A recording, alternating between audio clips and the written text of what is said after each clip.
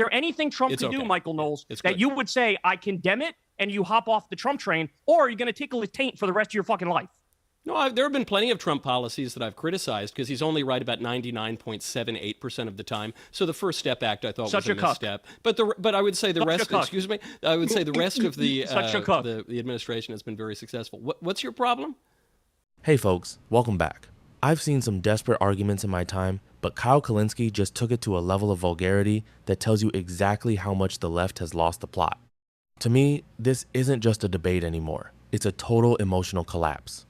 You're about to watch Michael Knowles calmly dismantle a laundry list of talking points, only for Kyle to respond with one of the most bizarre, obsessed insults I've ever heard on live TV. In my view, when you start talking rubbish like tickling taints during a serious discussion on international law, you've officially admitted that you have no logical comeback. It shows that while one side is focused on 17th century legal frameworks and the success of the administration, the other side is stuck in the gutter. I've noticed a pattern where liberal commentators like Kyle try to overwhelm you with a rapid-fire list of bombings and threats to create a sense of chaos. It reminds me... Michael Knowles, I guess the argument against what Trump is doing is that many people who voted for Trump bought into the concept that what America first was take care of what's happening in your own backyard and stop meddling in foreign affairs. And now they're waking up almost on a daily basis to seeing Donald Trump proudly and aggressively talking about meddling in all sorts of foreign affairs. Is there a contradiction or hypocrisy or even a betrayal of voters going on here? Not at all. First of all, Venezuela is in our own backyard, and it's been the policy of the United States in 1803 to manage the Western Hemisphere. So that, that's a cornerstone of American foreign policy. I think it is charming that Dave is defining America first in the way that he prefers, and I think there are plenty of people who wish to do that. But Dave, though a very popular podcaster, never won a presidential election, and Trump has been clear on what he means by America first, the political movement that he built, that people voted for in his coalition since the beginning. President Trump campaigned the first time around on destroying ISIS, so obviously that does not mean that America is only going to look inward. President Trump has carried out attacks, military operations that were extremely successful in Iran, in Syria, in Afghanistan, obviously in Venezuela. He's been talking about taking Greenland and even invading America's evil top hat, Canada, though I think he's mostly joking about that one, since the beginning. So that's what that means. And what it comes down to is that America is a global empire. We just are. People can be upset about that, but unless your geopolitics comes strictly from Reddit, if your geopolitics actually comes from history, you recognize that we've been an empire since the Louisiana Purchase, okay? And we've been a muscular global empire since the Second World War. So President Trump's vision, I think, actually rejects two extremes. It rejects a conservative isolationism, and it rejects a liberal internationalism, and it posits a conservative imperialism that says that we are going to recognize our role in the world, but we are going to pursue that role in limited ways with America's interest at heart. So there's been no regime change in Venezuela. We're talking about regime change in Venezuela. The regime is still in place. What we did was depose the leader. We left the vice president in place, and we said, act in a way that is appropriate in accordance with the law and our interests, or we're going to kill you.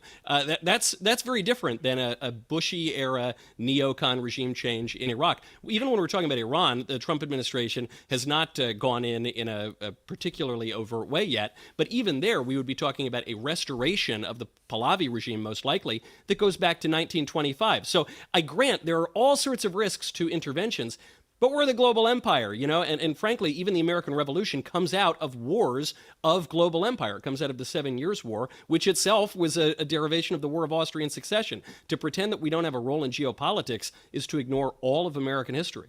Okay, Kyle Kulinski, I can see you grimacing through a lot of what Michael was saying there. You said Trump says the US will run Venezuela and he threatens Colombia and Mexico. Arrest this psychotic motherfucker.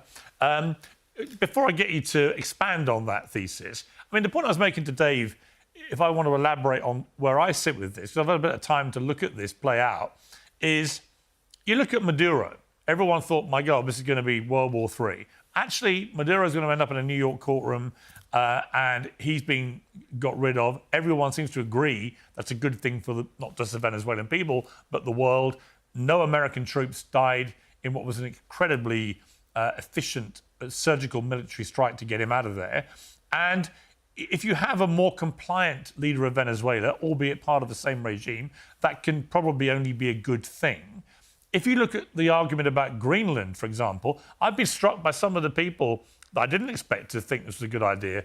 It was a British general last week talking about this, saying that from a strategic security point of view, it would make perfect sense for America to have Greenland. And is there a deal to be done? He didn't think invading it was the right thing, and nor do I. But is there a deal to be done with 60,000 people who live in Greenland that could actually improve the security of the United States and the West against the obvious threat from China and Russia and so on? And I can go through the others. Iran, getting rid of the Ayatollah and the mullahs is unquestionably a good thing for the world. It's how you do these things and whether you plan and prepare properly for what follows next that I think are the debatable points. And history says that's normally, unfortunately, been very badly done. But this is what I meant when I said to Dave that I understand the argument. I may not agree with all of it, but I do understand the logic to what Trump is doing here. Do you? No, because we don't have a right to act like this around the world. We're supposed to be a nation among nations, not a nation above nations. And they used to at least lie to us in the past and say that this is good for the world and we're spreading freedom and democracy. Now they don't even bother to lie. Now it's naked, rank, disgusting imperialism where they say, we're going to take the oil. And the point is that we're going to take the oil. We're going to take the minerals. We're going to take the precious metals. We're doing this for our corporations. We're doing it for the Epstein class, the billionaires. And this, to piggyback on what Dave Smith said, is frankly not what many of the MAGA voters thought they were signing up for. They thought America first actually meant America first. By the way, you also replaced the Maduro regime with the Maduro regime. Congratulations on that. It's also been now a week straight of pro-regime protests. Now you have roving gangs of Venezuelan militias that are kidnapping Americans.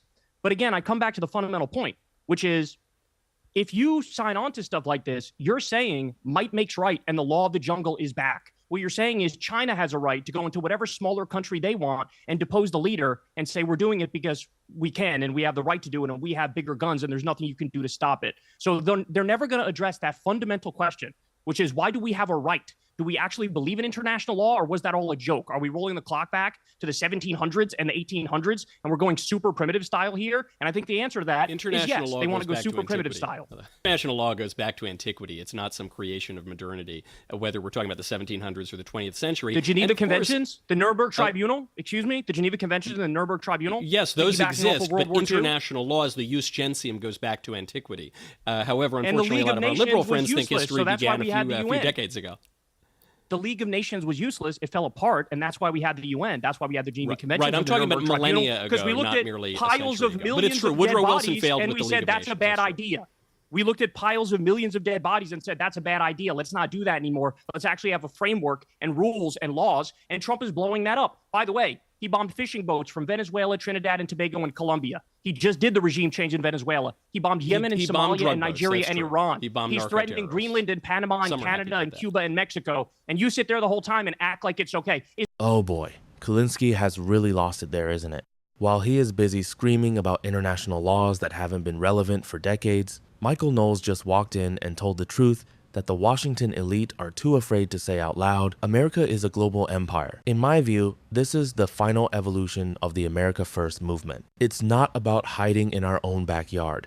It's about acknowledging that the Western Hemisphere is ours to manage, whether the left likes it or not. My take is that Michael Knowles just gave a masterclass in conservative imperialism, a vision that rejects both neocon nation building and liberal weakness in favor of raw, calculated American interest. I've noticed a pattern where podcasters like Kyle try to frame Trump's actions in Venezuela or Greenland as psychotic. It reminds me of the way the media reacted to the Louisiana Purchase or the Monroe Doctrine. Whenever a leader acts with strength to secure our future, the internationalists claim it's the end of the world. But Knowles shuts it down with a simple history lesson. He reminds us that if your worldview comes from history books instead of Reddit threads, you know that international law is often just a polite word for whoever has the biggest guns.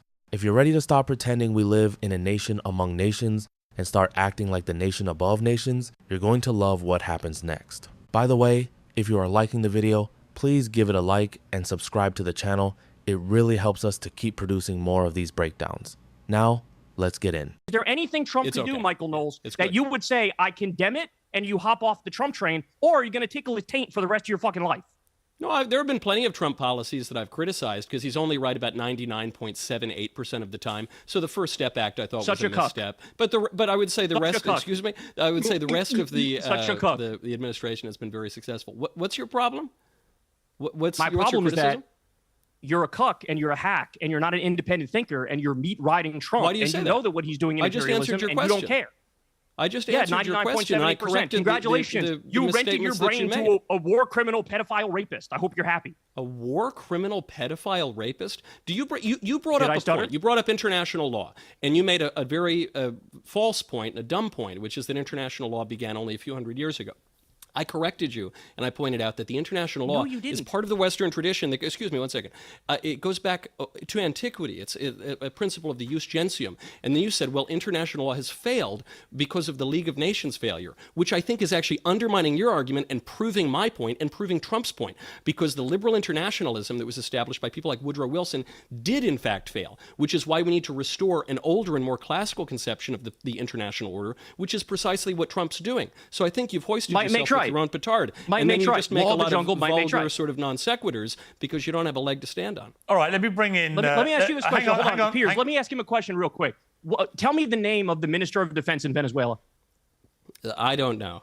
Whatever his name is. Well, and that's the Garcia problem, is that you're Rodriguez advocating for a regime change. You don't know the first thing. I didn't. I just said the opposite. I argued against the regime change. He actually said the opposite. I heard Michael Knowles. I just want to correct something. Michael Knowles say the regime remains there, right? So he said the opposite, in fact. I want to bring in Coleman. No, but he wanted to take out Maduro. Don't give me that cutesy little BS. Yes, but he made the point that the regime is still... He made the point the regime is still there, and the vice president appears to be much more compliant with running Venezuela the way America would prefer for its national security than Maduro. So that's what Michael said. He didn't advocate regime change. If you ever wanted to see a moment when a debate turns into a total intellectual rout, you just saw it. Kulinski, completely out of moves and struggling to keep up with the history of Western law, decides to descend into the gutter with names like meat rider and cuck. To me, this is the ultimate white flag. When you can't beat the logic, you attack the person. In my view, Michael Knowles' brilliance here isn't just in his composure, it's in his surgical use of Kyle's own argument against him. Kyle tries to bring up the failure of the League of Nations as a gotcha, but Knowles turns it into the perfect defense for the new Donroe Doctrine. My take is that Knowles just proved why the old liberal international order is dead. It failed because it was built on a fantasy, while Trump's vision is built on the reality of power and national interest. I've noticed a pattern where the left thinks that knowing the name of a foreign minister is the same thing as understanding geopolitics. It reminds me of the way the media tries to fact-check Trump on minor details while completely missing the massive shifts he's making on the global stage. Knowles ends this by pointing out that the international law Kyle claims to love actually supports the classical, muscular role of the state that Trump is restoring. If you think Michael Knowles just gave Kyle Kulinski the most civilized beatdown in Piers Morgan history, you know what to do. Hit that like button, subscribe for more of these analysis, and I'll see you in the next one. Peace.